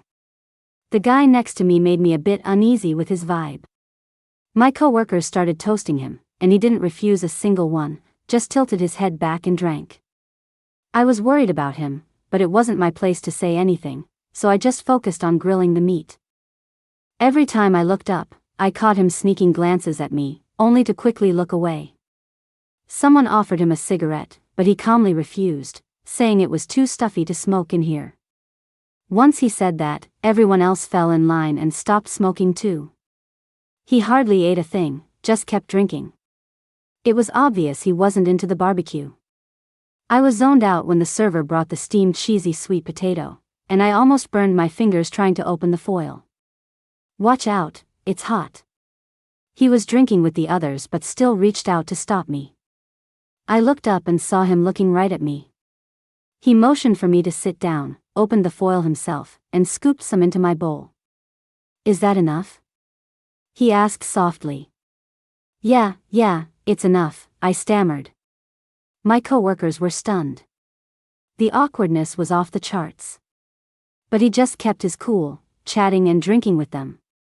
After a bit, he glanced at me again, asking quietly when no one was looking, Did you burn yourself? No, I answered, wary of being overheard. He was getting bolder with all the drinking and eventually grabbed my hand under the table without a word, just holding on to it. I was a bit flustered and wanted to pull away, but he wouldn't let go. Joseph, I whispered his name when everyone was relaxed and joking around, squeezing his hand gently. He turned toward me, bringing his face closer, clearly a bit tipsy, staring at me. You should let go, I murmured. What if someone sees? He squeezed my hand again, refusing to release his grip. This guy, the boss, acting like a kid throwing a tantrum. I was at a loss. Trying so hard not to attract attention, staying so close that I was practically stuck to him. He noticed and couldn't help but smile. More women showed up at the next table, constantly looking over. I knew why. Joseph, with his outstanding looks, a bit tipsy, jacket off, shirt unbuttoned just enough to drive anyone wild. Who wouldn't be smitten? I glanced at him and then at the women sneakily taking photos, sighing silently. Then he leaned down and asked me, jealous? Let them look. What do I care? I kept my head down, avoiding his gaze. If you're this jealous, what will you do when I go to business dinners? He teased. Stop talking to me, I said, feeling overwhelmed by the chance of being caught. He didn't press further, just buttoned up his shirt to the top. I couldn't help but feel moved, even if I stayed silent. Then some girls grew brave and came over to ask for his contact info. Do you know who he is? The team leader was getting irritated. She hadn't expected that bringing the boss would cause so much trouble, photos, gossip, and now these requests. Of course I know, he's my crush. Hey dude, can you add me? One asked boldly, reaching for his arm. The co-workers found it funny, but Joseph stayed serious, dodging her and not giving her any chance. Sorry, I'm married, he said, staying polite but firm. Even married people can make friends, right? The girl pressed on. No, he said, uncompromising, she wouldn't like it. His grip tightened on my hand under the table. My face heated up. This moment drove me wild with excitement. How could I not be? The guy who appeared countless times in my dreams, holding my hand, shutting out all other romantic prospects without a word. When the dinner ended, he finally let my hand go. I realized my palm was sweaty from being in his grip. Joseph, should I take you home? The team leader asked, opening the car door for him. No, you all go ahead, he waved, standing by the sidewalk, lighting a cigarette. All right, she replied, turning to me, are you coming with us? I'll take you home. You're playing favorites. A coworker teased. No favoritism here. Julia just went through a breakup. How could I let her go home alone? She replied. You broke up? A coworker asked me. What could I say? I looked at Joseph. He watched me through the smoke with an unreadable expression. It's nothing major, I said, moving to the car. I'll take you, Joseph suddenly spoke, staring at me. As if it was too blatant, he added, it's on the way. You're headed the same way as Julia? Really? The leader was puzzled. Joseph stayed silent. She looked awkward but didn't push further. Everyone left in their cars, leaving just the two of us. I felt a mix of apprehension and secret joy. Only I knew there was no on the way. My neighborhood's to the east, his house is to the west, not even close. I'll take a cab myself. It's late, I said. You know it's late, he replied, putting out his cigarette, calling a taxi. I'll take you home. I couldn't argue, so I let him. The whole way I was on edge. Afraid he'd judge my life, pity me. If he ever knew my past, any small affection he had might disappear. Fear of being looked down upon is intense in love. When you're crushing on someone, you feel insignificant, but still hold on to pride. It's a contradiction. He stayed quiet, visibly tipsy. Maybe just drop me at the corner? I suggested. Let me see, he said, holding my hand, reassuring me. There's nothing to see. It's shabby. Still want to, he insisted. I had no choice but to let him. At the corner, he stood with me, peering into the alley. Did you grow up here? He frowned. What about night classes? Nothing to worry about. I've walked this road so many times I could find my way blindfolded. He looked at me, silent, then patted my head. As we walked, he suddenly stopped. Have we met before? Looking around, he said, I've been here. Back when I was a senior in high school, a little girl ran into trouble and into my arms. My heart skipped a beat. He remembered. He laughed, recalling, that crazy thing happened. Oh. Then what? Where did you go? I feigned ignorance. That little girl was so scared. I stayed outside her window all night until her mom came back. You really stayed all night? I thought you would have left halfway through. How could I leave? He laughed. She was scared and kept waking up, checking the window to see if I was still there. It's not even your business, and you stayed all night. I can't really explain it. She's kind of adorable. He said that and then suddenly laughed like he realized something. Are you jealous of a kid, a little sister? I was shocked at his line of thinking. Jealous? I shot him a look. How could I be jealous of myself? He dropped his head, looked at me seriously, and said, You look a lot like her. I paused. Could we be sisters or something? I joked. He didn't say anything, just seemed to seriously consider it. The next second, I arrived and pointed to the house. You should head back. He looked over, and when his eyes landed on that locust tree, his pupils widened. Before he could react, I went inside, leaving him outside by himself. I went to the window and watched him. He stood there for a few seconds, seeming to realize something, lit a cigarette, then slowly walked towards the locust tree. He raised his hand to touch the tree, head down, smoking. After finishing the cigarette, he looked up at me, just staring and eventually smiling.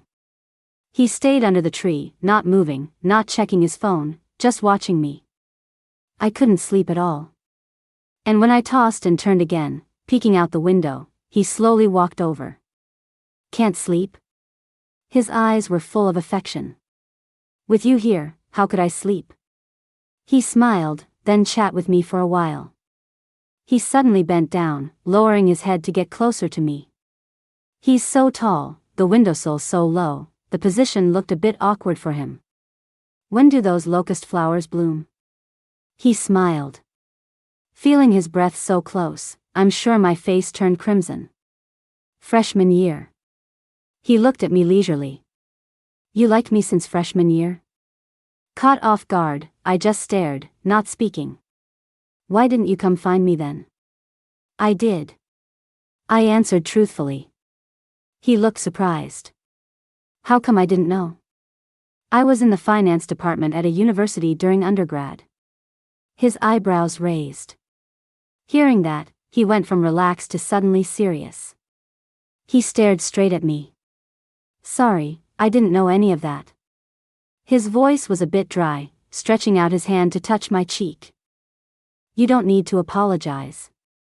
Liking you was my own thing. You don't have to be responsible for that.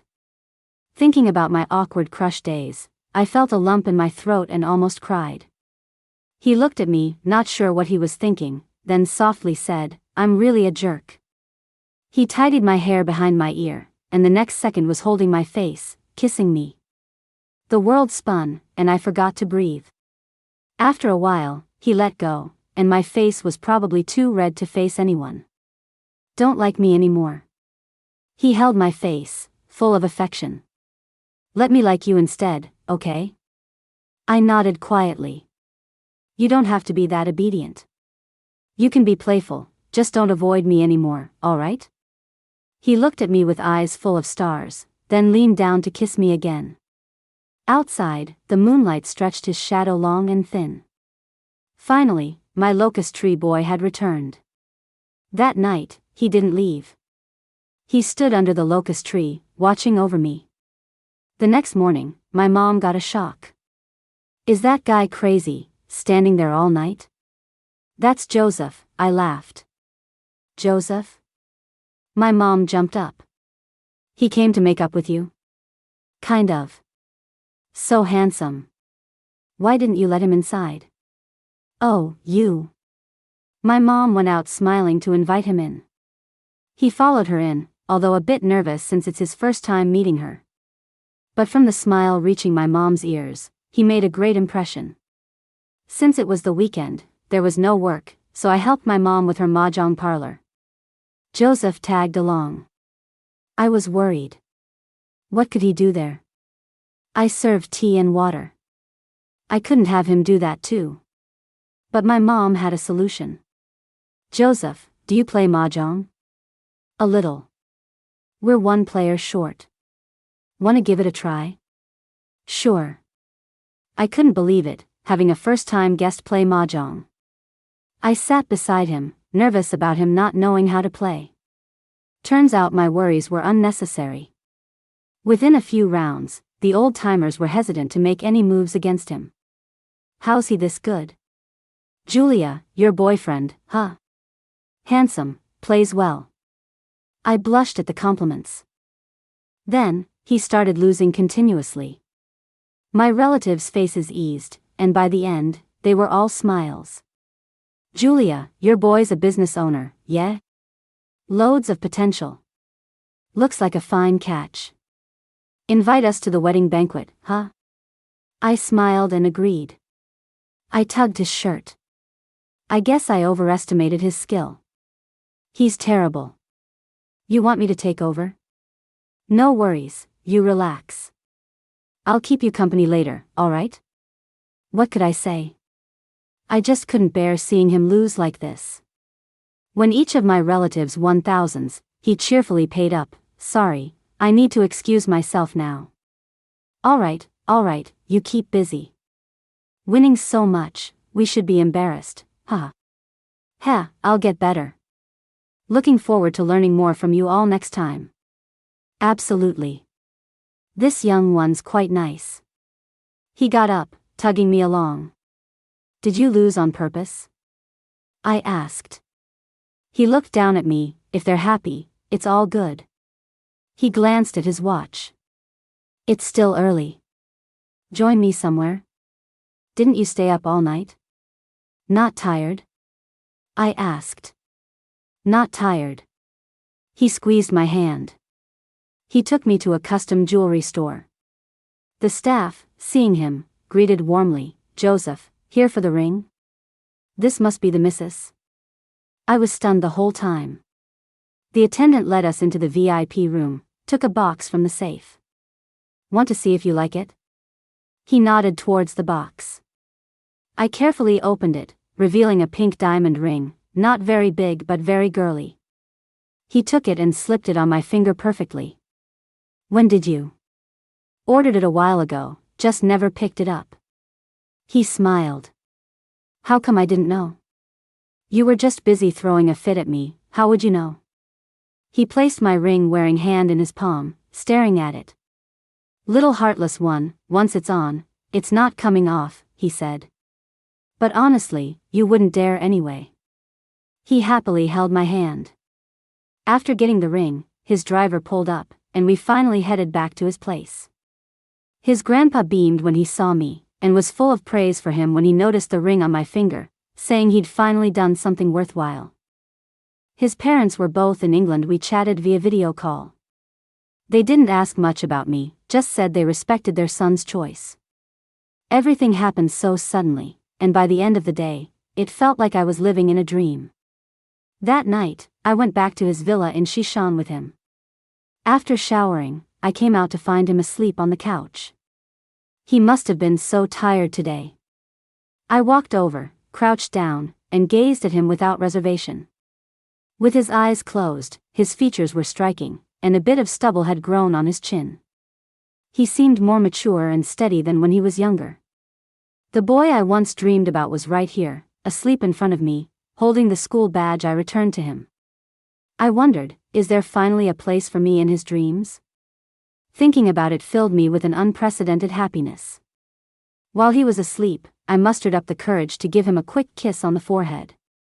But just as I leaned down, he suddenly opened his eyes.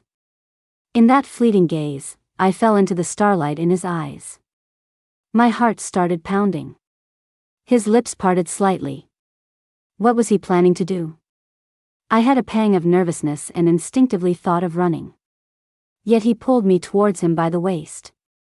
Not doing anything, just looking, he murmured, leaving me flustered.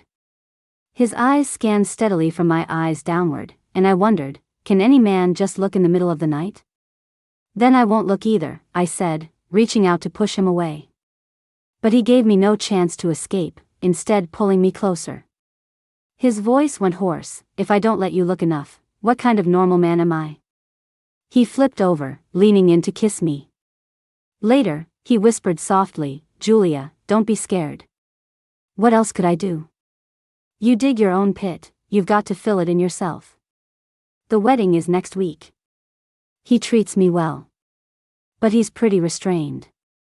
At work, he's all business. At home, he shows his true self. He's got his act together at home, but at the office, he stays that icy boss. I seriously suspect he has a split personality. How else can he divide his work and personal life so clearly? And always stay so calm? At the office, my team leader was still moody, ragging on me daily for my project proposals. Julia, I'm telling you, if love's not going well, focus on your career and get those results up. Alright, I'll revise it again, okay? I replied. Spent the whole morning redoing the proposal, didn't even have time for lunch. Joseph was on a business trip again, leaving me in a pitiful state. By afternoon, after more revisions, my team leader finally cracked a smile. Not bad, take it to Joseph. Guess I did all right. Wait, isn't he out of town? He came back early. I just saw him in the elevator, my leader said. I didn't refuse. I took the proposal to find him. Hadn't seen him in a week. Truthfully, I did miss him a bit.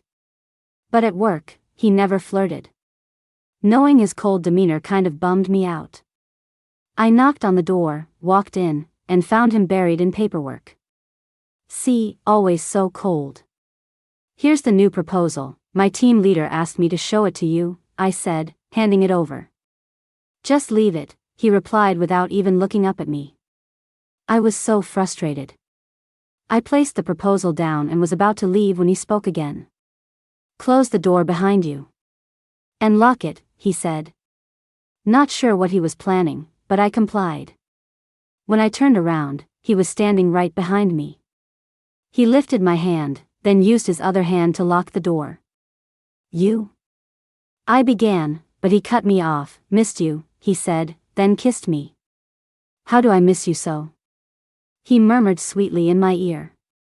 My ears went hot, heart racing. He finally let me go, returning to his desk, seeming pleased. You're getting pretty bold, he said. Blushing, I chided him, you're fearless. Without batting an eye, continuing his paperwork, then what did you think I came back early for? Internally, I cursed him, bastard. Wait for me after work, okay? He added. It took a while to calm down.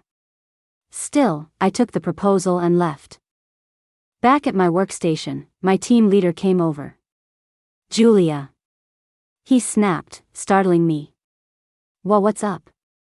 I stammered, shaken. He glared, getting angrier, saying, sent you to show Joseph the proposal, and your lipstick smudged. Oh no. My cover's blown. I panicked. You went to the break room to snack, didn't you? I said, how come showing a proposal took half an hour? I'm disappointed, why can't you be serious?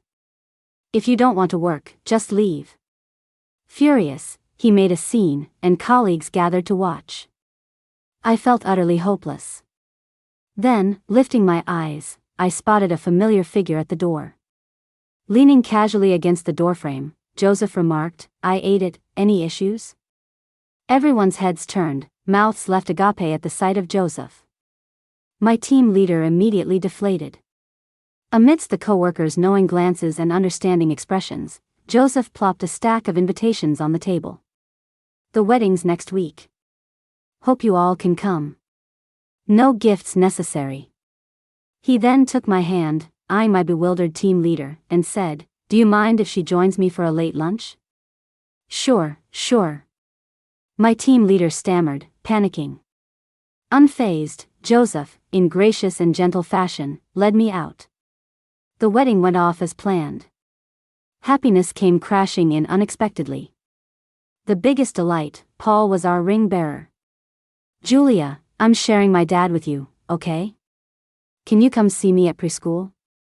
he asked sweetly, offering me the bouquet. "Absolutely," I replied, bending to hug him. Smiling angelically, he slipped a candy into my hand.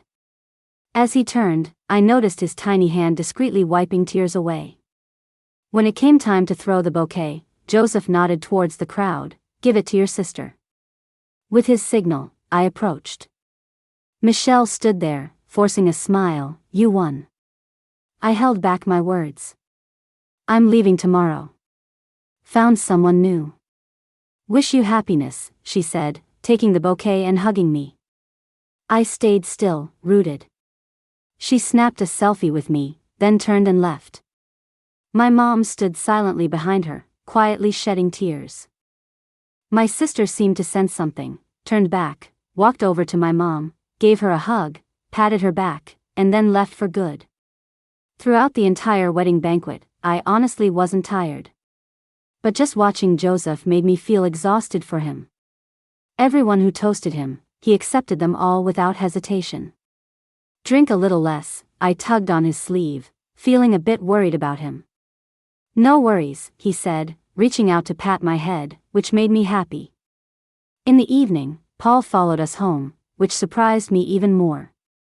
He hugged me and with a smile said, "I gave her 10 million to chase her own happiness. It's worth it." "What? That much?" I asked. "Well, she's your sister and Paul's mom. Compared to your happiness and the kids, it's nothing." I couldn't believe such an amount. I was a bit shocked. "Does it seem like a lot to you?" he asked. "Then how about you give me some?" He chuckled. "How would I give it back?" I replied. Before I knew it, he had scooped me up in his arms. In the moonlight, he held me close, whispered goodnight, and I watched him drift into a deep sleep, feeling sweetly content. You see, a secret crush fell into my dream, then into his, and on this night, it finally blossomed. That flower is called a black locust blossom.